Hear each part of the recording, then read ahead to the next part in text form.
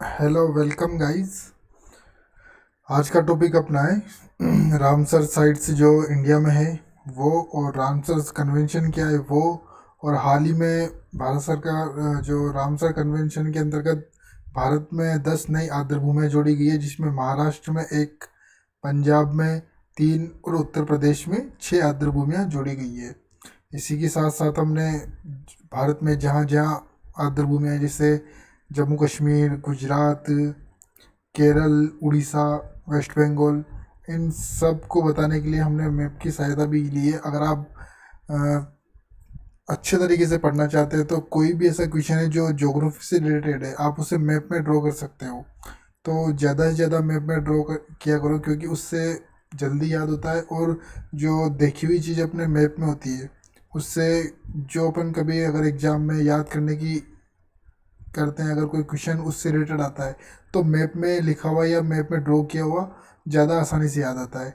तो आप हमेशा कोशिश किया करो, जैसे बायोडाइवर्सिटी साइट्स कहाँ कहाँ पर इंडिया में, रामसर साइट्स कहाँ कहाँ पे, नेशनल पार्क्स, ये अगर किसी स्टेट या किसी अदर स्टेट्स की अगर आपको याद रखनी हो तो उसे मैप में ड्रॉ किया करो, उससे आसानी से याद होते हैं। तो आज अपन रामसर साइट्स के बारे में बात करेंगे कि इंडिया में 37 रामसर साइट है। 10 रामसर साइट्स अभी न्यू जोड़ी गई है, और 2 फरवरी को आर्द्रभूमि दिवस मनाया जाता है। ये भी आप प्री के हिसाब से याद रख सकते हैं, ऐसे क्वेश्चन प्री में पूछे जा सकते हैं। तो पहले जान लेते हैं कि आर्द्रभूमि इकोसिस्टम क्या होता है। यह इकोसिस्टम का ही एक भाग होता है। रामसर कन्वेंशन के अनुसार आर्द्रभूमियों को निम्न रूप से परिभाषित हम कर सकते हैं, जैसे दलदल भूमि, या कोई जलमग्न भूमि, या कृत्रिम या प्राकृतिक, या अस्थायी या स्थायी रूप से जो जलमग्न भूमि होती है, या फिर कोई ताज़ा जल या खारा जल, मतलब जल से घिरी हुई ऐसी भूमि जहाँ पर दलदली भूमि या मृदा या फिर कोई प्राकृतिक या कृत्रिम रूप से बनाई जाती है, उसे आर्द्रभूमि कहा जाता है, जहाँ पर जल की अधिकता हो। इसके अंतर्गत सागरीय क्षेत्र भी शामिल किए जाते हैं, जहाँ निम्न ज्वार के समय 6 मीटर से अधिक नहीं हो सकती, मतलब 6 मीटर से अधिक गहराई नहीं हो सकती। जो आर्द्रभूमियाँ होती है वो समुद्री आर्द्रभूमियाँ होती है, मानव निर्मित आर्द्रभूमियाँ होती है। जैसे मानव निर्मित आर्द्रभूमि में छोटे तालाब, टैंक, सिंचित कृषि भूमि आ गई, कोई केनाल आ गई। और जो समुद्री आर्द्रभूमि है उसमें खाड़ी आ गई, जल डमरू मध्य आ गए, कोरल रीफ आ गई, पथरीला समुद्र तट आ गया, लेगून, मैग्रो, एस्चुरी, ये सब समुद्री आर्द्रभूमि में आते हैं। और जो मानव निर्मित है, जैसे छोटे तालाब, एक्वाकल्चर, सिंचित कृषि भूमि, यह मानव निर्मित आर्द्रभूमि में आते हैं। जैसे अंतस्थलीय जो आर्द्रभूमियाँ होती है, जिसमें झील, डेल्टा, कच्छ, स्वच्छ पानी, ये सब अंतस्थलीय आर्द्रभूमियाँ होती है। इससे पहले हम जान लेते हैं कि आर्द्रभूमियाँ होती हैं, इनका महत्व क्या होता है, भाई क्या काम आती है।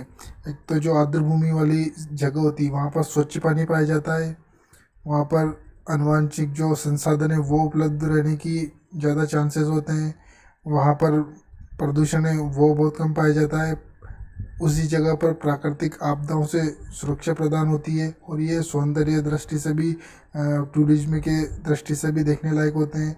और जिसमें मृदा का निर्माण होता है, जैव विविधता पाई जाती है, पोषक तत्वों का इनमें चक्रण होता है। तो ये जो आर्द्र भूमियों का महत्व है भाई, ये क्यों उपयोग में आती है, वो भी हम देख चुके हैं। जो भारत में ऐसी आर्द्र भूमि भी पाई जाती है, जैसे कच्छ जो आर्द्र भूमि है वहाँ पर एक भी वृक्ष नहीं पाया जाता है। और ये जो आर्द्र भूमि यह बहते जल से संबंधित है। अब हम जान लेते हैं कि जो आर्द्र भूमि है, ये आर्द्र भूमि कन्वेंशन है जो भारत में 1971 में किया गया था। हम सबसे पहले जानते हैं कि आर्द्र भूमि जो रामसर कन्वेंशन है ये क्या है। 1971 में आर्द्र भूमियों के संरक्षण के लिए रामसर कैस्पियन सागर के तट पर ईरान में अवस्थित जो एक जगह है, ईरान में अवस्थित रामसर, यहाँ पर एक कन्वेंशन किया गया था, जिसमें आर्द्र भूमियों, उनके संसाधनों के संरक्षण एवं राष्ट्रीय कार्रवाई हेतु अंतर्राष्ट्रीय सहयोग की रूपरेखा तय की गई है। रामसर सम्मेलन एकमात्र ऐसा सम्मेलन है जो किसी विशेष पारिस्थितिकी तंत्र से संबंधित वैश्विक वातावरण संधि है। वर्तमान में सम्मेलन में 170 पार्टी जिसमें शामिल है। यह समझौता 1975 में लागू हुआ था। भारत में 1982 में इसे शामिल जो भारत 1982 में इसमें शामिल हुआ था। आर्द्र भूमियों के महत्वपूर्ण कार्यों, मूल्यों और सेवाओं की जानकारी नहीं होने से इसकी तेजी से नष्ट होने का खतरा भी बना हुआ है। हर जो साल 2 फरवरी को आर्द्र भूमि दिवस मनाया जाता है, ये फैक्ट आप जरूर याद रखिएगा, क्योंकि ऐसे क्वेश्चंस आने की चांस प्री में बहुत ज़्यादा होती है। एंड 1970 2 फरवरी 1971 को रामसर सम्मेलन को अपनाया गया था, इसलिए 2 फरवरी को आर्द्र भूमि दिवस मनाया जाता है। 2019 के लिए आर्द्र भूमि दिवस की थीम थी वेटलैंड्स एंड क्लाइमेट चेंज। अब हम भारत में आर्द्र भूमियों की बात कर लेते हैं कि भारत में आर्द्र भूमियाँ कहाँ कहाँ और कितने स्थान आर्द्र भूमि से घिरे हुए हैं। तो वर्ष 1971 में इसी दिन आर्द्र भूमियों पर रामसर कन्वेंशन को रामसर ईरान में अपनाया गया था, 2 फरवरी 1971। हाल ही में केंद्रीय पर्यावरण, वन और जलवायु परिवर्तन मंत्रालय की रामसर कन्वेंशन में 10 नई आर्द्र भूमियों को शामिल किया गया है। ये आर्द्र भूमियाँ आप याद रखिए, क्योंकि ये 10 आर्द्र भूमियाँ अभी हाल ही में शामिल की गई है। तो इसमें कोई सी भी एग्जाम में ये 10 में से कोई सी भी एक आर्द्र भूमि आपसे पूछ सकता है कि यह आर्द्र भूमि शामिल की गई है। जिसके बाद रामसर स्थलों की संख्या 37 हो चुकी है। पहले रामसर जो भूमि थी वो 27 थी, एंड 10 जोड़ने के बाद 37 हो चुकी है। रामसर कन्वेंशन के तहत आर्द्र भूमियों की परिभाषा में दलदली भूमि, बाढ़ के मैदान, नदियाँ, झीलें, मैंग्रोव, प्रवाल भित्तियाँ, अन्य समुद्री क्षेत्र शामिल है जो कम ज्वार पर 6 मीटर से अधिक गहरे नहीं है। साथ ही मानव निर्मित आर्द्र भूमियों जैसे अपशिष्ट जल वाले तालाब, जलाशय भी इसमें शामिल है। और जो इस साल की आर्द्र भूमि की थीम थी वो है वेटलैंड्स एंड जैव विविधता, और जो 2019 की थीम थी वो थी वेटलैंड्स एंड क्लाइमेट चेंज। तो आप इसको ज़रूर याद करिए कि इस साल जो रामसर आर्द्र भूमि दिवस की जो थीम थी वो क्या थी। इस साल आर्द्र भूमि जो दिवस है उसकी थीम थी वेटलैंड्स एंड जैव विविधता, और 2019 की थी wetlands and climate change. Bharat में जो आर्द्र भूमियों की स्थिति उसके बारे में हम जान लेते हैं कि आर्द्र भूमियों को आर्द्र भूमि संरक्षण और प्रबंधन नियम 2017 के तहत विनियमित किया जाता है। सेंट्रल वेटलैंड रेगुलेटरी अथॉरिटी के लिए प्रदत्त नियमों को 2010 संस्करण 2017 के नियमों ने इसे राज्य स्तरीय निकायों के साथ साथ परिवर्तित कर एक राष्ट्रीय आर्द्र भूमि समिति बनाई है, जो कि एक सलाहकारी निकाय के रूप में कार्य करती है। हाल ही में रामसर कन्वेंशन के तहत शामिल किए गए भारतीय स्थलों को अंतर्राष्ट्रीय महत्व की आर्द्र भूमियों के रूप में अधिसूचित किया गया है। जो 10 नई आर्द्र भूमियाँ जोड़ी गई है उनको अंतर्राष्ट्रीय महत्व की आर्द्र भूमियों के रूप में अधिसूचित किया गया है। इन स्थलों को न केवल उन देशों के लिए महत्वपूर्ण माना गया है जहाँ पर वे स्थित है, बल्कि समग्र मानवता के लिए महत्वपूर्ण माना गया है। जो 10 नई आर्द्र भूमियाँ भारत सरकार द्वारा जोड़ी गई है वो भारत के लिए महत्वपूर्ण नहीं है, अपितु मानवता के लिए पूरे विश्व के लिए यह महत्वपूर्ण है। जो 10 नई आर्द्र भूमियाँ जोड़ी गई है उसमें महाराष्ट्र में एक आर्द्र भूमि जोड़ी गई है जिसके जो नांदूर में है जगह, और ये महाराष्ट्र राज्य की पहली आर्द्र भूमि है। तो इसे आप जरूर याद रखिएगा। जो नांदूर में महाराष्ट्र की पहली आर्द्र भूमि चिन्हित की गई है। और पंजाब में 3 आर्द्र भूमियाँ हैं जिसमें से पहली है केशवर Miani Beas conservation reserve and Nangal conservation Nangal जो आर्द्र भूमि है वो। इसके अलावा पंजाब में जो हरिके झील है वो भी एक आर्द्र भूमि है, और ये कृत्रिम आर्द्र भूमि है जहाँ पर व्यास और सतलज नदी का संगम होता है। और उत्तर प्रदेश में 6 नई आर्द्र भूमियाँ जोड़ी गई है जिसमें नवाबगंज, पार्वती, आगरा, समन, समसपुर, सांडी और सरसाई नवार, ये 6 आर्द्र भूमियाँ जोड़ी गई है। तो हम पहले से दोबारा देख लेते हैं कि महाराष्ट्र राज्य की एक आर्द्रभूमि, जो पहली आर्द्रभूमि भी है नांदूर, वो जोड़ी गई है। पंजाब में Keshavpur, Miami, Beas conservation reserve और नांगल जोड़ी गई है। और उत्तर प्रदेश में 6 आर्द्रभूमियाँ जोड़ी गई है। ये आप नक्शा भी इस मैप में देख सकते हैं कि किस राज्य में कौन कौन सी आर्द्रभूमियाँ हैं। और प्री में क्वेश्चन इससे संबंधित भी आ सकता है कि 3 राज्यों के नाम दे दिए जाएंगे जहाँ पर आर्द्रभूमियाँ होगी, और एक ऐसे राज्य का नाम दे दिया जाएगा जहाँ पर आर्द्रभूमियाँ नहीं होगी। तो आपको ये चीज़ भी याद रखनी है कि किस राज्य में आर्द्रभूमि है और किस में नहीं है। जैसे कर्नाटक,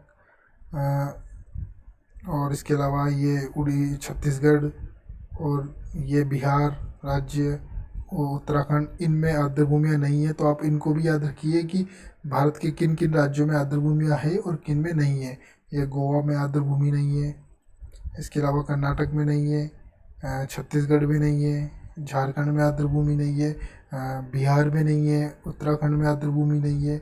और आप ये भी याद रखिए कि किस राज्य में सबसे अधिक आर्द्रभूमियाँ हैं। तो भारत में उत्तर प्रदेश में सबसे अधिक आर्द्रभूमियाँ हैं, क्योंकि यहाँ पर 6 तो अभी नहीं जोड़ी गई है और शायद 2 पहले से ही थी, 1 या 2, तो 7 या 8 आर्द्रभूमियाँ हो चुकी है। तो भारत में सबसे अधिक आर्द्रभूमि स्थल उत्तर प्रदेश में पाई जाती है। और आर्द्रभूमि से ही रिलेटेड एक मॉन्टेक्स रिकॉर्ड है जिसके बारे में हम चर्चा करते हैं कि एक जो आर्द्रभूमियाँ होती है उनको मॉन्टेक्स रिकॉर्ड में कब शामिल किया जाता है। तो मॉन्टेक्स रिकॉर्ड में अंतर्राष्ट्रीय महत्व की उन आर्द्रभूमियों को सूचीबद्ध किया जाता है जिनमें मानवीय अतिक्रमण, पर्यावरण प्रदूषण के कारण पारिस्थितिकीय संकट उत्पन्न हो गई है। यह रामसर कन्वेंशन के अंतर्गत कार्य करता है। और जो मॉन्टेक्स रिकॉर्ड को रामसर सूची के अंग के रूप में रखा गया है, जो मॉन्टेक्स रिकॉर्ड है वही रामसर का एक अंग है। भारत में वर्तमान में 2 स्थल जो मॉन्टेक्स रिकॉर्ड में शामिल है, ये बहुत ज़्यादा इम्पोर्टेंट है। जो भारत में 2 स्टेट है, 2 जगह है। पहला है केलादेव नेशनल पार्क जो राजस्थान में है, और एक लोकटक लेक है जो मणिपुर में स्थित है। ये दोनों मॉन्टेक्स रिकॉर्ड में शामिल है। और चिल्का झील को भी पहले मॉन्टेक्स रिकॉर्ड में शामिल किया गया था, बट इसे अब हटा दिया गया है। 2002 में इसे हटा दिया गया था और 1993 में इसे शामिल किया गया था। और जो राजस्थान की केलादेव और लोकटक झील है, इसे 1990 में राजस्थान की जो केलादेव है उसे 1990 में शामिल किया गया था, और लोकटक झील को 1993 में शामिल किया गया था मॉन्टेक्स रिकॉर्ड में। तो ये आर्द्रभूमियों से संबंधित है। एग्जाम में ये भी क्वेश्चन आ सकता है कि मॉन्टेक्स रिकॉर्ड किससे संबंधित है। उसमें ऑप्शन होता है कि आर्द्रभूमियों से, ओजोन से, ग्लोबल वार्मिंग से, या फिर किसी अन्य कारण से। तो आपको ये याद रखना है कि मॉन्टेक्स रिकॉर्ड किससे संबंधित है। तो इसमें सही उत्तर होगा आर्द्रभूमियों से। भारत में 37 आर्द्रभूमियाँ हैं, जिसमें आंध्र प्रदेश में केलोरू, दीपोर बिल असम में, गुजरात में नल सरोवर बर्ड सेंचुरी, हिमाचल प्रदेश में 3 है जिसमें चंद्रतल वेटलैंड, पोंग डैम लेक और रेणुका वेटलैंड। आपको मैं बता दूं कि जो रेणुका वेटलैंड है यह भारत की सबसे छोटी आर्द्रभूमि है। इसके अलावा भारत की जो सबसे बड़ी आर्द्रभूमि है वो है सुंदरबन आर्द्रभूमि, जो कि पश्चिम बंगाल में स्थित है। ये भी क्वेश्चन आ सकता है कि जो सबसे बड़ी आर्द्रभूमि है वो कहाँ स्थित है, और सबसे छोटी जो आर्द्रभूमि है वो कहाँ स्थित है। तो सबसे बड़ी आर्द्रभूमि सुंदरबन वेटलैंड जो वेस्ट बंगाल में स्थित है। इसके अलावा सबसे छोटी जो आर्द्रभूमि है वो रेणुका, जो हिमाचल प्रदेश में स्थित है। हमने मॉन्टेक्स रिकॉर्ड देख लिया ये कि जो मॉन्टेक्स रिकॉर्ड में 2 आर्द्रभूमियाँ हैं, जिसमें राजस्थान की केलादेव और मणिपुर की लोकटक लेक शामिल है। मेरी इन्फॉर्मेशन में मैंने आज आर्द्रभूमियों के बारे में बताया, जो कि आपके लिए बहुत इम्पोर्टेंट है, और आप इसे एग्ज़ाम से पहले देख के जाइएगा ज़रूर। धन्यवाद दोस्तों।